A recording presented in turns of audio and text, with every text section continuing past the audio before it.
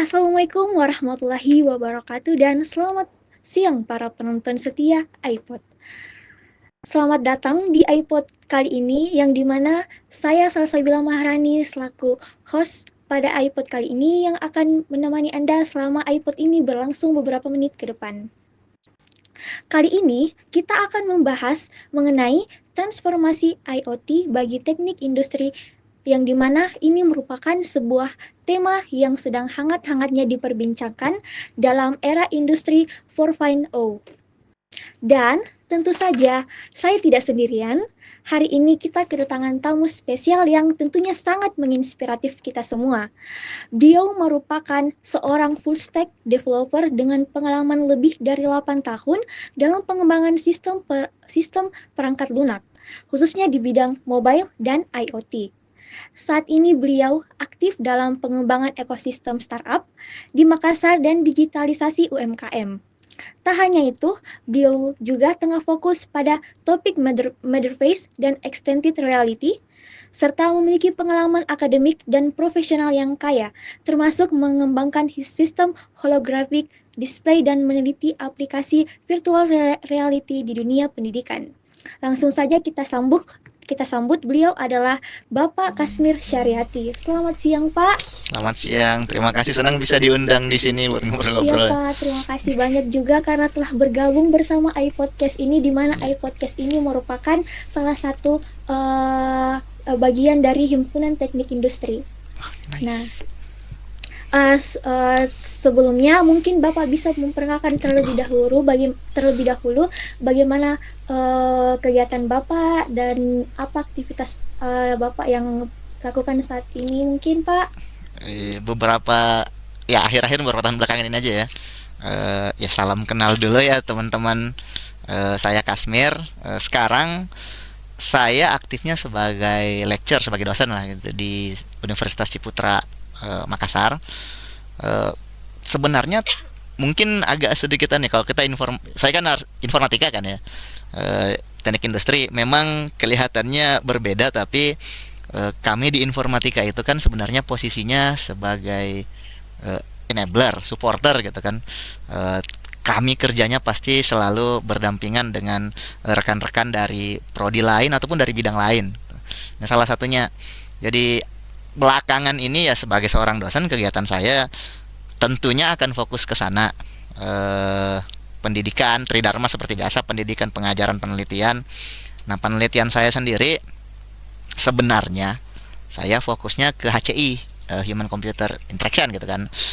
Tapi itu kalau kita bicara HCI itu hampir sama, nyerempet-nyerempet semua juga, nyerempet AI lah, nyerempet IoT juga. Cuman kalau IoT sendiri memang passion saya ke arah sana. Tapi sekarang nggak bisa dibilang udah bukan cuman IoT doang. Jadi sekarang itu istilahnya AIoT, Artificial Intelligence of Things. Kalau dulu kan Internet of Things tuh. Nah sekarang Artificial Intelligence of Things. Jadi kami dari tim dosen bareng-bareng juga dengan mahasiswanya kami sekarang lagi ada beberapa project ongoing dan IoT juga. Salah satunya itu kita lagi bikin sistem hidroponik, sama kontrolnya juga pakai IoT sederhana saja, bedanya kita ke arah edge computing dikit-dikit, nyerempet-nyerempet. Kami lagi bikin kapal untuk mengumpulkan sampah di atas permukaan laut, kita bikin sedikit kapal selam juga. Yang nyerempet-nyerempet IoT ke arah sana. Jadi ya seperti gitulah kegiatan-kegiatannya, datang masuk kampus ketemu mahasiswa, ngoprek bareng pulang gitu. Ayo. Baik teman-teman, jadi Bapak merupakan salah satu dosen di Universitas Saputra yang berfokus pada bidang informatika, ya Pak ya? Iya. Oke, sebelum kita beralih ke pembahasan inti, hari ini yang saya bilang tadi, hari ini kita akan membahas sebuah konsep yang sedang mengubah wajah dunia industri, yaitu transformasi IoT dalam dunia industri. Yang dimana secara garis besar IoT ini adalah teknologi yang menghubungkan perangkat-perangkat fisik ke internet untuk saling bertukar data dan informasi secara real time. Baik Pak, langsung saja kita ke pembahasan inti. Saya ingin bertanya kepada Bapak, menurut Bapak apa sih IoT itu? Wah. Eh, kita jangan bicara definisi ya. Kalau bicara definisi ya tiap orang definisinya mungkin beda-beda. Kita bicara konsep saja. Dari perspektif saya ya, eh, IoT itu sebenarnya larinya gini. Mirip, memang sangat mirip sekali dengan industri ya. Kalau kita bicara industri kan fokusnya pasti ke otomasi. Jadi kerjaan yang dulunya kita kerja secara manual digantikan oleh tenaga mesin, mulai dari mesin uap sampai akhirnya sekarang jadi mesin-mesin entah listrik atau motor, bensin, terserah lah. Tapi arahnya kan ke sana, otomasi. Bagaimana caranya manusia yang dulunya kerjanya manual itu digantikan oleh mesin supaya manusia bisa kerjaan yang lain. Problemnya adalah mesin-mesin seperti itu kan masih butuh pengawasan manusia kan. Nah, mesti ada operatornya, mesti ada apanya. Ini gimana supaya operator ini, resource yang mesti kita alokasikan untuk jadi operator, ini bisa pindah ke tempat lain. Mesti ada gimana caranya supaya ini otomasinya jalannya otomatis, saling terhubung. Gitu kan. Kalau misalnya kita bicara konsep industri, mungkin saya punya mesin, ada mandornya. Kau kerja ini, kau kerja ini, kau kerja ini. Nah, gimana kalau misalnya mesin orang yang operator ini digantikan oleh bahan elektronik, komputer mungkin misalnya. Kita gantikan kalau komputer. Tetap ada manusianya, kau kerja ini, kau kerja ini, kau kerja ini. Nah, tapi karena mesin itu berjalan masing-masing, nggak ada komunikasi kan sama-sama mereka, nggak ada yang bilang, saya butuh part ini dong, saya butuh part ini, saya butuh kau output ini, saya butuh kau gini, itu kan nggak ada. Gimana caranya supaya mesin yang awalnya jalan independen, jalannya satu persatu, ini bisa saling berkomunikasi, koordinasi tanpa perlu lewat saya sebagai tanda kutip mandornya. Itu menurut saya konsep IoT adalah di sana. Gimana mesin ketemu sama mesin saling berkomunikasi, nggak perlu diawasi oleh saya. Jadi kerjaan saya yang awalnya saya mesti cek satu persatu, saya melihat dashboard, saya lihat ngapain gitu kan, itu bisa lebih ringan, saya bisa mengalokasikan resource saya ke tempat yang lain yang lebih krusial gitu. Kalau di saya seperti itu. Nah, ketemu sama kayak IoT kan 3 kata kan, Internet of Things. Thingsnya kan mesinnya, masuk internetnya. Jadi gimana caranya, terutama kalau kita balik ke mungkin masih fresh ya, kita beberapa tahun kemarin itu ada pandemi, nggak bisa masuk ke pabrik, pabrik otomatis shutdown semua kan. Gimana caranya kalau seandainya suatu saat saya bisa ngontrol mesin pabrik dari rumah gitu kan. Nah, konsep internet kan masuk situ. Kita masalah interkonektivitas, dimanapun saya berada sekarang akses internet gampang. Kalau misalnya nggak ada kabel, ada satelit gitu kan. Jadi bisa jadi suatu saat nanti mesin-mesin itu udah nggak ada orang gitu kan. Saya monitor dari jauh, teknologi jaringan mulai dari 3G, 4G sampai akhirnya sekarang 5G, itu arahnya pasti akan ke sana. Gimana caranya supaya mesin ini mereka bisa saling komunikasi, saya bisa monitor dari jarak jauh. Nah, dari perspektif saya IoT seperti itu. Oke. Jadi teman-teman, IoT yang seperti Bapak bilang tadi itu adalah bagaimana yang awalnya manusia sekarang diubah atau diubah menjadi bagaimana mesin dan mesin saling berinteraksi. Oke, teman-teman. Baik Pak, saya ingin bertanya mengenai menurut Bapak mengapa IoT ini menjadi tren yang penting dalam dunia industri saat ini? Tren ya. Ini mungkin agak sedikit kasar tapi nggak apa-apa ya. Kalau kita bicara kasarnya, ya pasti karena cost. Ya komponen yang paling mahal selain mesin kan pasti manusianya gitu kan. Mungkin kalau kita lihat, oke, saya beli mesin 100 juta, orangnya saya gajinya 1 juta gitu kan. Tapi ada yang nggak ke cover dalam situ, cost untuk ngetrain satu orang ini. Saya mungkin gajinya 1 juta tapi dia mulai lahir, masuk SD, SMP, SMA, kuliah gitu kan, itu berapa tahun, costnya berapa. Kalau orang ini tiba-tiba hilang, tanda kutip, entah kenapa gitu kan, nggak ada, untuk ambil replacementnya kan saya mesti ngetrain lagi, melatih lagi, itu kan pasti cost lagi. Kalau orang ini saya bisa misalnya mesin yang menjalankan secara otomatis, resource untuk melatih satu orang ini saya bisa arahkan ke tempat lain yang lebih krusial.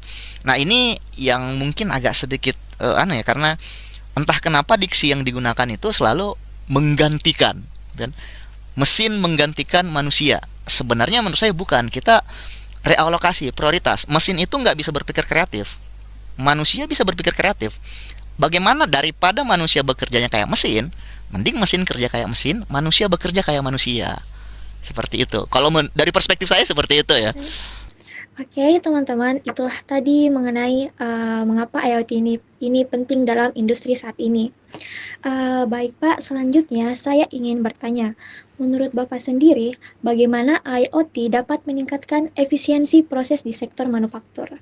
Efisiensi ya. Eh, nah ini pembahasannya akan sedikit ngelantur kemana-mana mungkin. Karena kalau kita bicara seperti ini, pertanyaannya kalau kita kondensasi jadinya kan manusia versus mesin. Masing-masing punya kemampuan sendiri, masing-masing punya kelebihan sendiri. Manusia kadang kalau saya bahas kayak gini itu kita merambat ke generalis versus spesialis, gitu kan. Kita sebagai manusia itu sebenarnya generalis, gitu kan. Saya bisa apa saja yang saya mau. Saya ini kertas kosong, dilatih apapun bisa. Mesin itu spesialis. Satu jenis mesin cuman bisa kerja satu, tanda kutip gitu kan. Cuman bisa kerja satu. Mesin itu kita input apapun, outputnya akan selalu sama. Dengan asumsi dari kerusakan gitu kan. Ya manusia juga bisa rusak juga sih kelakuannya, tapi dengan asumsi dari kerusakan gitu kan, inputnya ini, outputnya apa, dan mereka konsisten. Nah, menangnya mesin adalah di situ konsistensinya. Mesin nggak ada sejauh ini, mesin nggak ada yang patah hati, mesin nggak ada yang menggalau sementara kerja, tiba-tiba diputarkan lagunya Bernadja, tiba-tiba melayang lagi gitu kan. Konsennya stay gitu. Ini yang kita mau manfaatkan sebenarnya. Kenapa? Karena kalau kita bicara sektor industri, yang dibutuhkan itu adalah presisi kan. Ya di beberapa bidang mungkin ada kayak kalau kita bikin tools custom, mungkin ya kita butuh kreativitas. Manusia menangnya adalah di kreativitas. Kita untuk sekarang setahu saya kita satu-satunya makhluk yang punya kemampuan mencipta, membuat sesuatu yang baru. Mesin nggak bisa mencipta sejauh ini belum gitu kan. Kita bicara Gen AI dan teman-temannya, mereka bukan mencipta, meniru gitu kan, meniru manusia. Proses mencipta itu punya kita, itu fitrah kita sebagai makhluknya Tuhan. Fitrah kita adalah mencipta. Mesin kita ajarkan cara membuat, kita sebagai manusia yang mencipta. Ini bentuk revolusinya sebenarnya. Nah, problemnya adalah apakah SDM kita siap untuk menjadi pencipta. Karena iya kalau kita lihat kondisi sekarang kebanyakan kan dilatihnya itu sebagai pekerja, tukang tanda kutip ya, tukang. Sedangkan yang kita butuhkan di masa depan adalah pencipta itu tadi. Seperti itu. Oke Pak, pertanyaan selanjutnya, eh, menurut Bapak apa sih tantangan utama dalam mengintegrasikan teknologi IoT ini di sebuah perusahaan? Nah, kalau kita bicara tantangan implementasi IoT secara spesifik, yang pertama itu pasti balik ke cost. Kalau kita bicara implementasi apapun itu, pasti akan balik ke cost. Itu yang pertama. Yang kedua, eh, kita sebagai manusia itu entah secara by nature mungkin kita itu mau stabilitas. Jarang ada yang mau keluar dari zona nyaman gitu kan. Dan pasti akan ada resistansi dari situ, pasti ada perlawanan. Misalnya kita punya pabrik full otomasi, buruh pabrik pasti protes. Saya kerja apa kalau ini jadi otomatis gitu kan. Jadi koneknya pasti ke sana, ke cost, tantangan dari resistansi tadi. Terus yang ketiga itu adalah apakah kita bisa menciptanya itu, membuat mesin IoT-nya apa kita sanggup. Kita lihat misalnya kondisi kita sekarang secara teknologi, ya maaf saja kita ketinggalan dari negara-negara yang sudah lebih maju gitu kan. Kondisi industrinya seperti apa.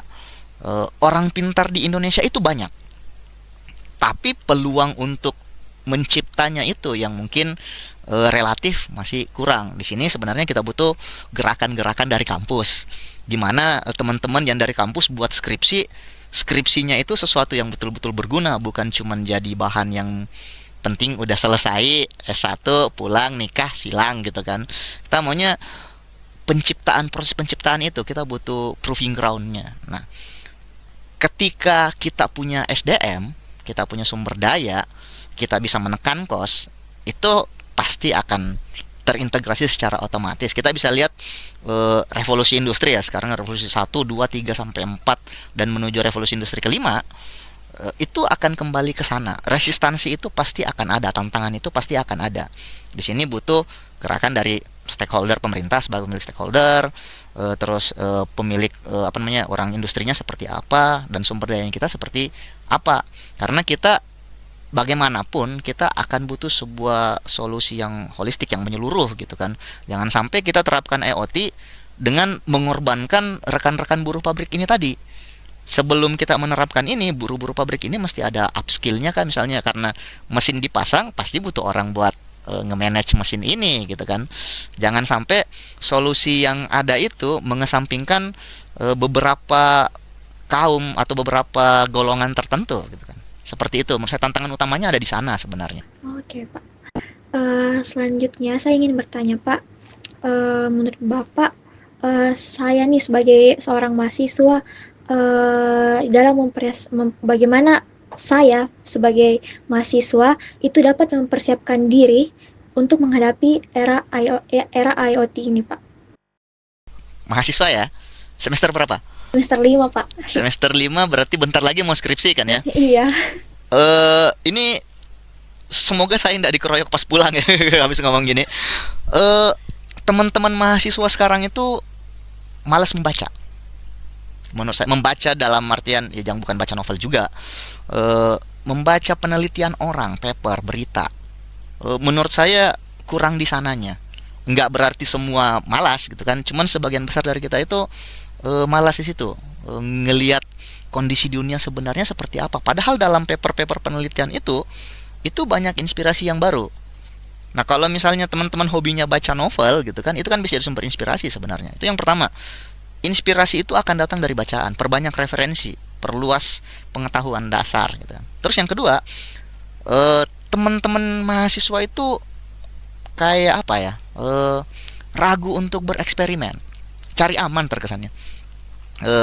Kalau misalnya kita lihat dari teman-teman di lab atau gimana gitu kan, kebanyakan kan skripsi yang mana yang gampang kira-kira, yang mana cepat selesai gitu kan, inovasinya di mana gitu kan.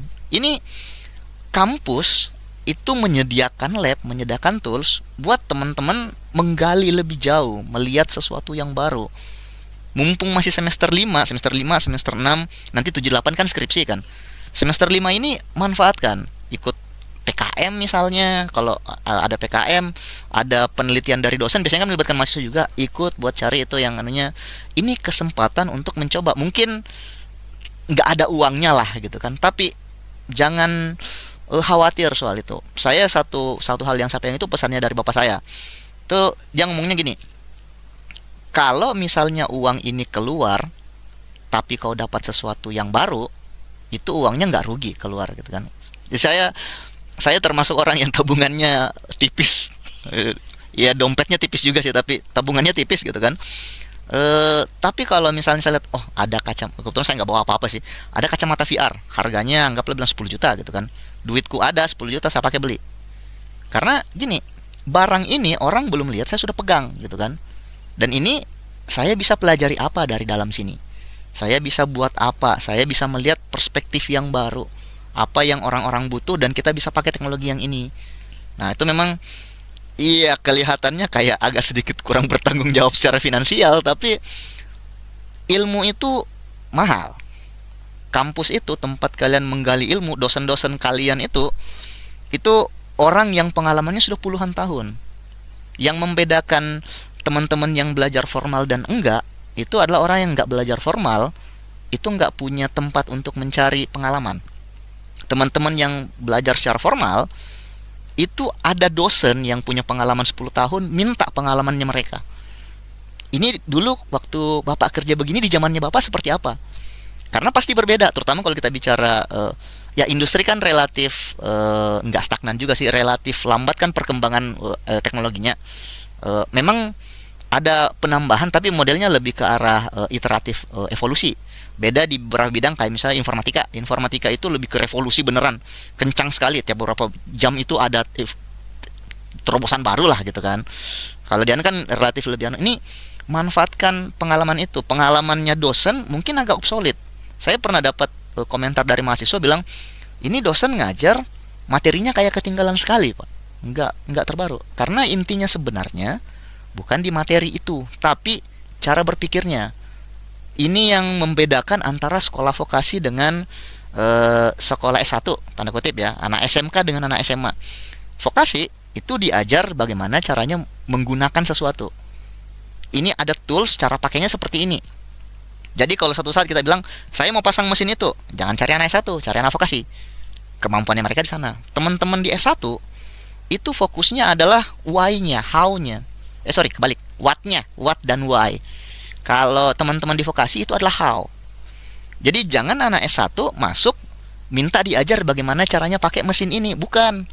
Anak S1 itu masuk, yang mau diajarkan adalah ini ada mesin, secara definisi dia seperti ini, kerjanya seperti ini, tujuannya adalah seperti ini. Dengan harapan begitu teman-teman terjun di dunia nyata, begitu dapat sebuah problem, oh dulu ada, kalau tujuannya seperti ini, ada pendekatan seperti ini, saya bisa bikin. Jadi perbedaannya di sana. Jadi teman-teman yang masih, jangankan semester 5, semester 1 pun, kalau ada kesempatan ikut lomba, ada kesempatan untuk ikut penelitian, ikut aja. Karena kesempatan itu nggak datang 2 kali. Jadi dimanfaatin. Kalau misalnya ada dosen yang ngajak ngobrol lagi sharing-sharing atau ada workshop, ikut aja. Paling tidak, paling minimal teman-teman dapat keyword baru lah. Jadi nanti kalau teman-teman mau baca lebih jauh, silakan dibaca lebih jauh gitu.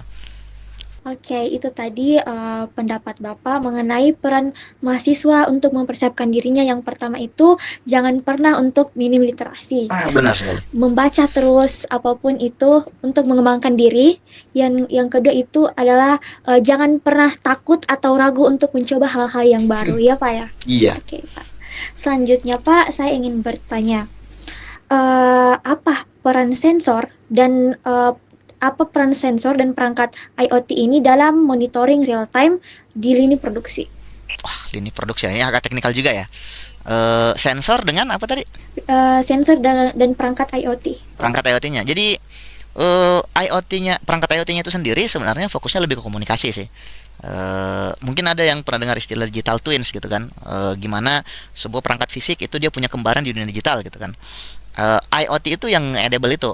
Nah, sensornya tentunya sebagai penginderaan gitu kan. Ini yang melihat kondisi dunia seperti apa, diproses oleh perangkat IoT yang mengkomunikasikan ke sistem, entah ke digital atau ke sesama mesin. Jadi sebenarnya arahnya ke sana. Sensor itu fungsinya hanya sebagai inputan doang. Nah, ini yang saya pernah dapat kasus di mana mahasiswa, rekan-rekan mahasiswa itu yang lagi kerja project itu terlalu fokus ke sensor sampai melupakan proses komunikasi. Terutama kalau kita di informatika yang lagi happening sekarang kan itu kan computer vision kan, apa-apa pakai kamera, apa-apa pakai kamera.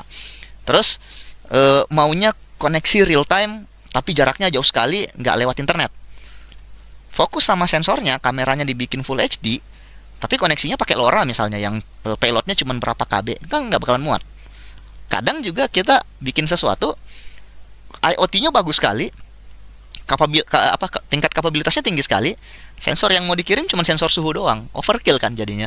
Jadi antara dua itu yang teman-teman, terutama kalau yang punya kesempatan untuk merancang sistem, kita di engineering itu adalah inti kerjaan kita sebenarnya itu adalah finding the right balance gitu kan, antara cost, performa dengan efektivitas. Jadi 3 itu mencari titik tengahnya. Jangan sampai sisi sensornya besar sekali tapi IoT-nya kecil sekali, IoT-nya besar sekali tapi sensornya ecek-ecek gitu kan. Nah, bagaimana caranya kita menemukan keseimbangan di antara dua hal yang itu?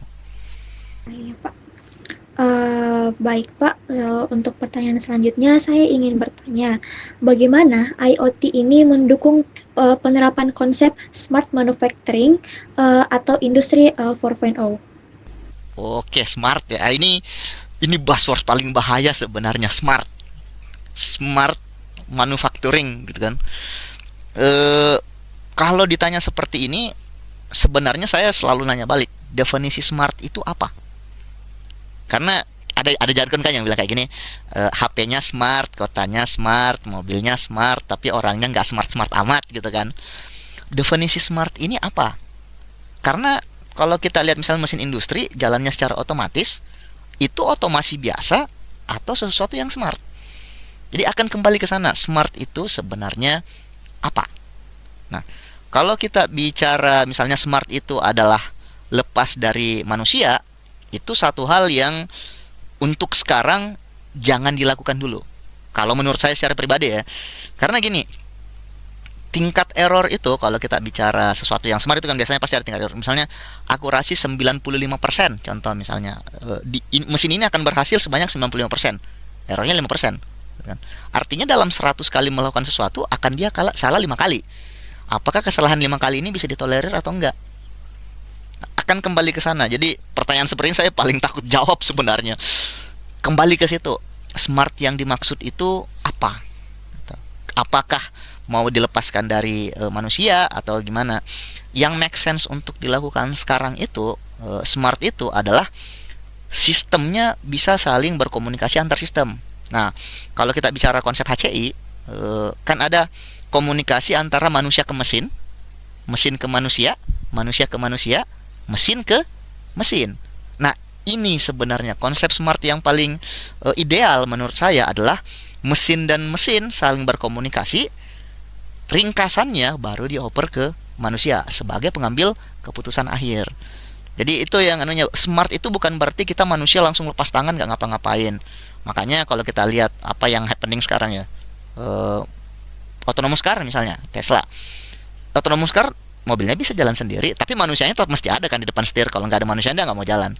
Karena kalau misalnya sistem smart ini, tanda kutip ya, sistem smart ini mobil misalnya nabrak orang, yang salah siapa? Mobilnya? Mobilnya kan cuma jalanin sistem doang kan. Manusianya kan nggak pegang setir. Pembuatnya kan jauh. Akan ada dilema seperti itu. Ini yang salah siapa gitu kan. Pertanggungjawabannya akan ke siapa. Jadi sebelum kita jauh ke arah sana, kita mesti definisikannya dulu. Smart itu sebenarnya apa? Seperti itulah kira-kira. Ini pertanyaan jebakan sih ini. Oke, Pak.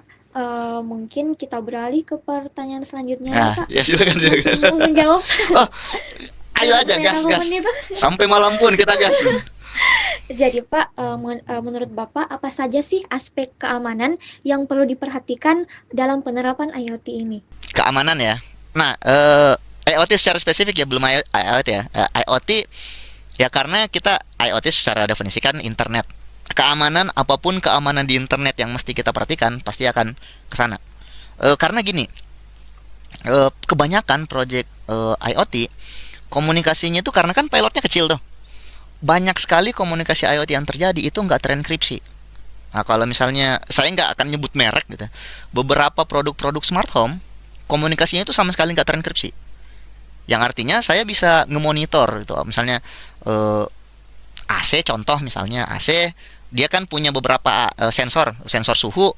Terus kalau sekarang AC juga ada sensor presence gitu kan, ada orang atau enggak.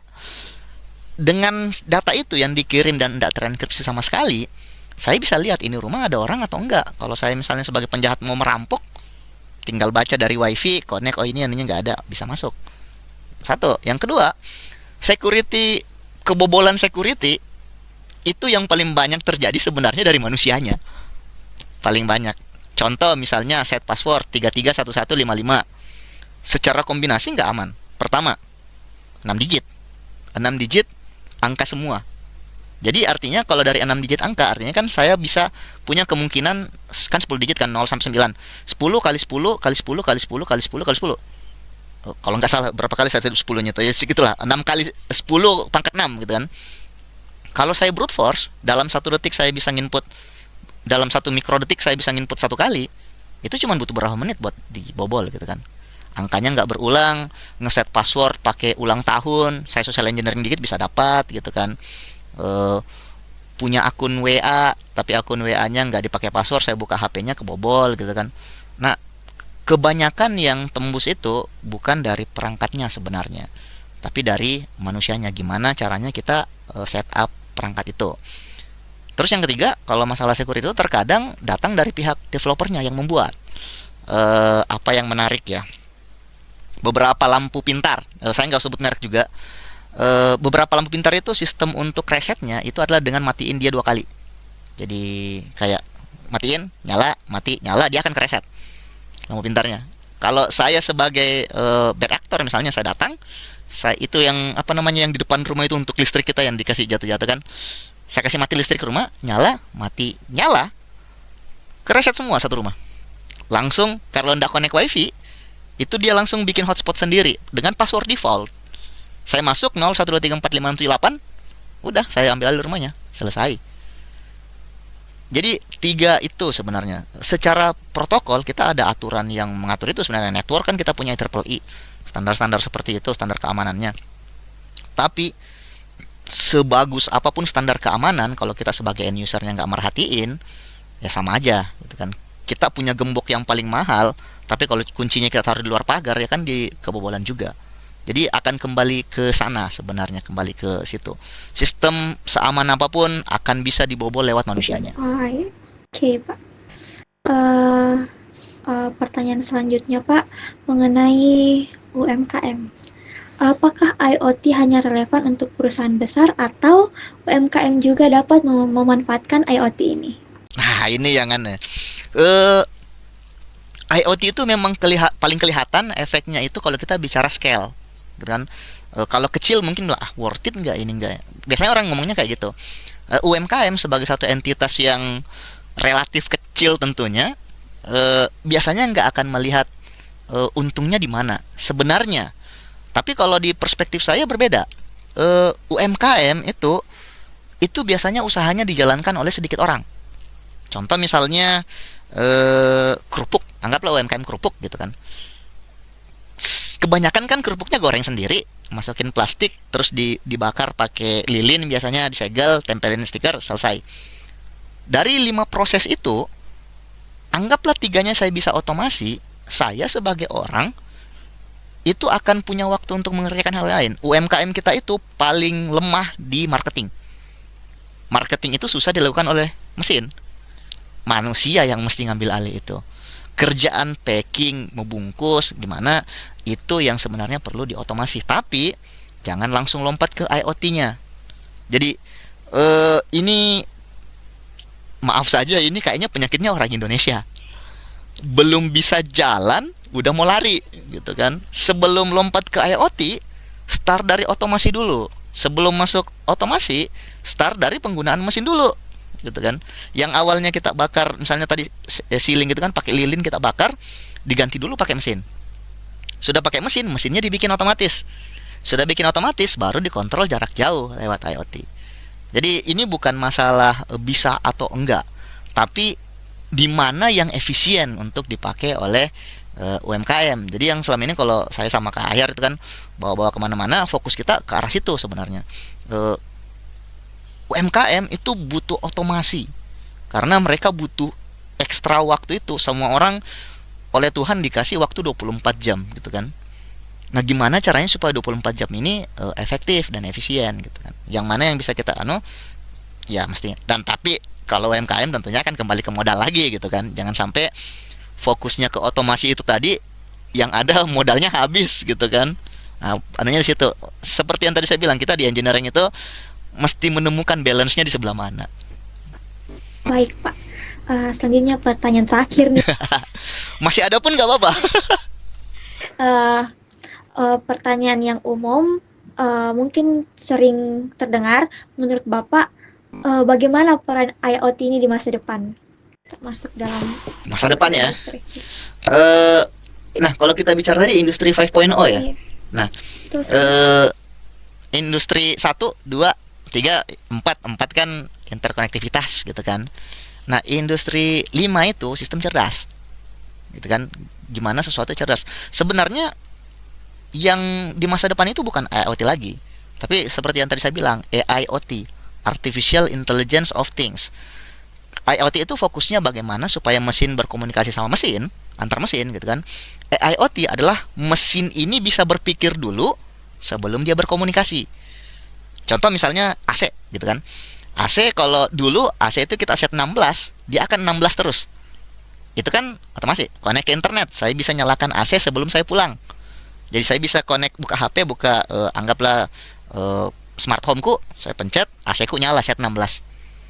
IoT yang selanjutnya nanti adalah saya ndak pencet apa-apa, AC ku tahu, oh bentar lagi dia pulang nih. Nah, kebetulan beberapa tahun lalu saya bikin sistem yang sama, sistem cerdas. Jadi kami itu di rumah ada 4 orang waktu itu. Jadi saya, adik sama sepupu gitu kan, 4 orang. di HP kami itu ada semacam tracker, jadi presence monitoring gitu kan, dia lagi di mana, udah ATW pulang atau enggak.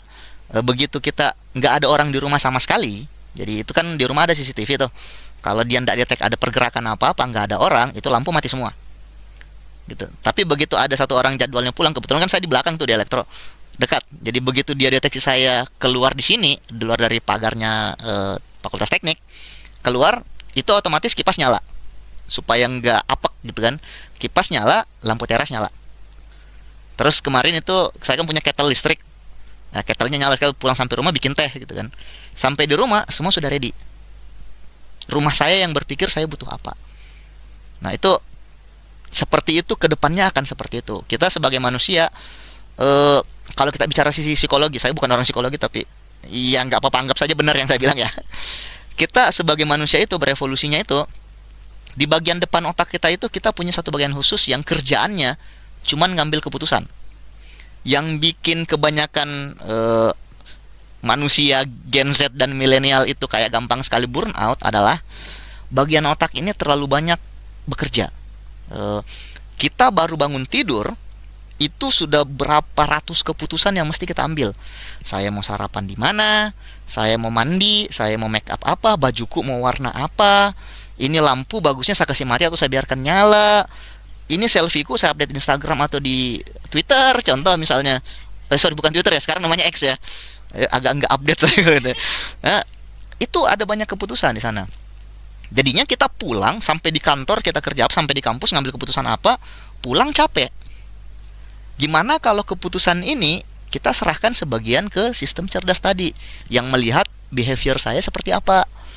Nantinya saya bangun, kayak yang sekarang itu kan saya bangun, lampu otomatis nyala. Mandi, selesai mandi, mati gitu kan. Pergi kampus, kunci otomatis kekunci. Saya nggak perlu mikir tuh, saya lupa. Yang paling sering itu saya dulu, komporku mati nih atau belum ini, Di. Sampai di kampus putar balik, oh ternyata sudah mati. Ini kunci rumahku saya kunci atau enggak gitu kan. Nah, itu kan beban pikiran. Kita kurangi itu, beban pikiran kita berkurang, kita punya kapasitas lebih banyak untuk melakukan sesuatu yang lebih penting. Nah, di masa depan itu sebenarnya, tapi bukan berarti kita menyerahkan semuanya ke mesin. Karena pasti akan berbahaya. Yang AI terutama itu kan, begitu mereka ngambil keputusan di atas nama kita, yang bertanggung jawab tadi siapa? Akan kembali ke moral dilema itu tadi gitu. Jadi kalau menurut saya kedepannya dia akan seperti itu. Jadi udah bukan mesin berkomunikasi dengan mesin, tapi gimana mesin itu berpikir dulu baru berkomunikasi. Oke, baik teman-teman. Jadi itu tadi beberapa pertanyaan dan jawaban yang sangat luar biasa dari Pak Kasmir. Mungkin itu tadi Pak, pertanyaan terakhir dari saya. Terima kasih atas jawaban yang sangat-sangat luar biasa dan sangat bermanfaat bagi para pendengar setia iPod ini. Semoga dengan jawaban tadi para pendengar dapat menambahkan wawasan dan ilmunya untuk dirinya sendiri. Amin, amin. Oke. Kesimpulan yang dapat kita ambil dari materi dan beberapa pertanyaan tadi bahwa dalam teknik industri transformasi IoT ini adalah langkah yang penting untuk membawa kita ke era yang lebih modern dan efisiensi serta efisiensi dalam melakukan beberapa pekerjaan yang mungkin yang sebelumnya itu terkesan memberatkan. Dengan IoT ini pekerjaan yang itu tadi dapat menjadi lebih ringan ya Pak. Oke, sekian dari podcast yang luar biasa ini dan narasumber kita yang sangat menginspiratif juga, Pak Kasmir tentunya. Semoga teman-teman pendengar merasa terbantu dan semakin semangat untuk belajar serta mempersiapkan dirinya menghadapi industri era 4.0 ke depannya. Baiklah, itu tadi dia episode dari iPodcast kita kali ini. Sampai jumpa di episode berikutnya. Hidup teknik, hidup teknik, hidup teknik. Salam Unity, jayalah teknik industri. Terima kasih. Wassalamualaikum warahmatullahi wabarakatuh.